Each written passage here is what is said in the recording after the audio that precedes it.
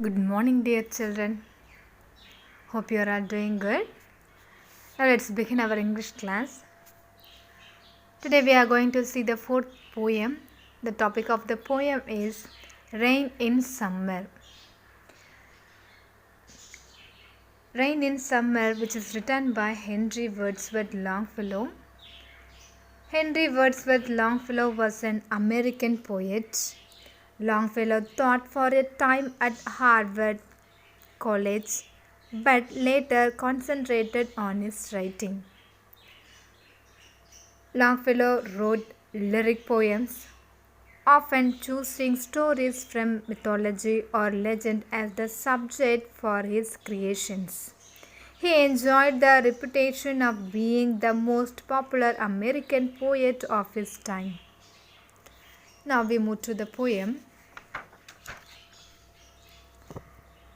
Longfellow's poem Rain in Summer deals the impact which the rain has on different persons and objects described within the poem. Now we move to the poem. Rain in Summer.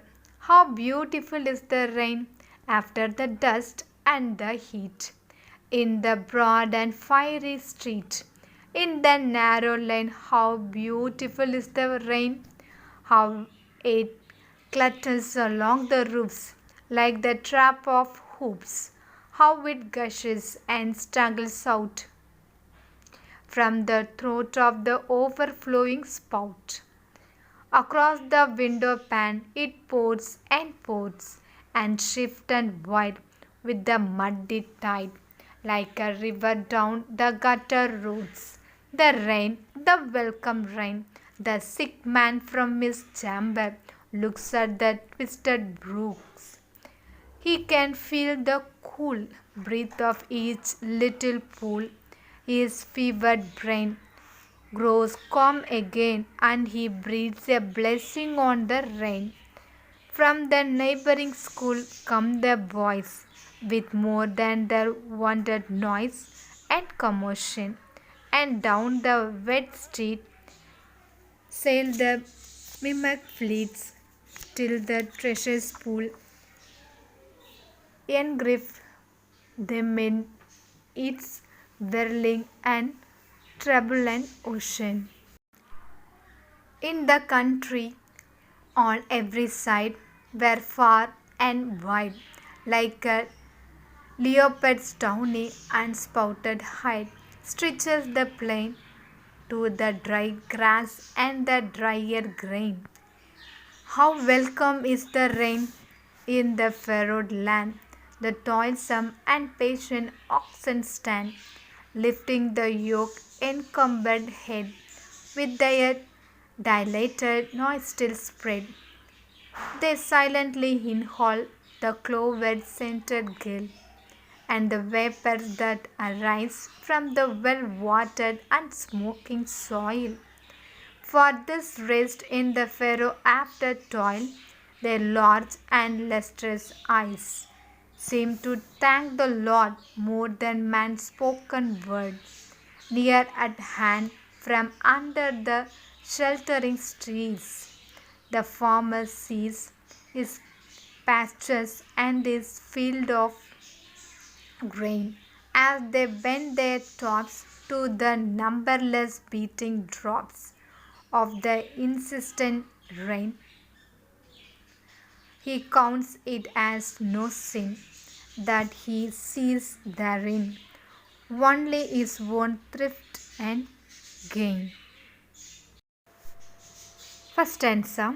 How beautiful is the rain after the dust and heat. In the broad and fiery street, in the narrow lane, how beautiful is the rain. How it clatters along the roofs like the traps of hoops. How it gushes and struggles out from the throat of the overflowing spout. Here Longfellow begins by dealing how the rain quenches the thirst of a dry street. The street, depicted as if on fire, needs the rain to cool its surface. The second stanza. Across the window pane it pours and shifts and wide with a muddy tide. Look a river down the gutter roads. The rain, the welcome rain. The sick man from his chamber looks at the twisted brooks. He can feel the cool breath of each little pool, his fevered brain.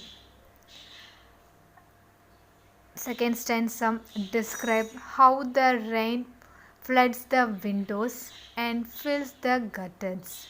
A sick man who finds comfort and coolness from the rain. This refers a fever and the drop in temperature one feels when the water touches feverish skin. Third stanza grows calm again and he breathes a blessing on the rain. From the neighboring school come the boys with more than their wonted noise and commotion, and down the wet street sail their mimic fleets till the treacherous pool engulfed them in the whirling and turbulent ocean. The stanza describes boys, the wanted noise and commotion changed by a new found streams from which they can sail their boats down. The rain has a calming effect on them. The fourth stanza. In the country on every side were far and wide, like a leopard's downy and spotted hide, stretches the plain to the dry grass and the drier grain. How welcome is the rain in the furrowed land.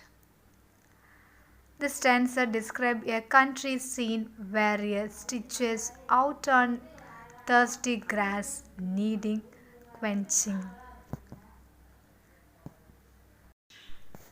Fifth stanza. The toilsome and patient oxen stand, lifting the yoke encumbered head, with their dilated noise still spread. They silently inhale the clover-scented gale, and the vapours that arise from the well-watered and smoking soil. The stanza speaks to the fact that the oxen ploughing the once hardened ground may now plough more effortlessly given the rain has softened the fields. Last stanza. For this rest in the furrow after toil, their large and lusted eyes seems to thank the Lord more than man's spoken word. Near at hand, from under the sheltering trees, the farmer sees his pasture and his fields of grain, as they bend their tops to the numberless beating drops of the instant rain. He counts it as no sin that he sees therein only his own thrift and gain. The stanza describes the fact that the rain is going to bring the farmer thrift and gain. If it would not rain, the farmer would not have a harvest. It would not grow given the broad. Instead, the rain brings promise of a good harvest. Now answer the following. First one. Which adjectives have been used in the poem to describe the rain? Second one. The sound and movements of the rain is brought out by comparison. Find them in the poem. Third one. How does the plain look before the rain? Fourth one. How does the farmer react to the rain?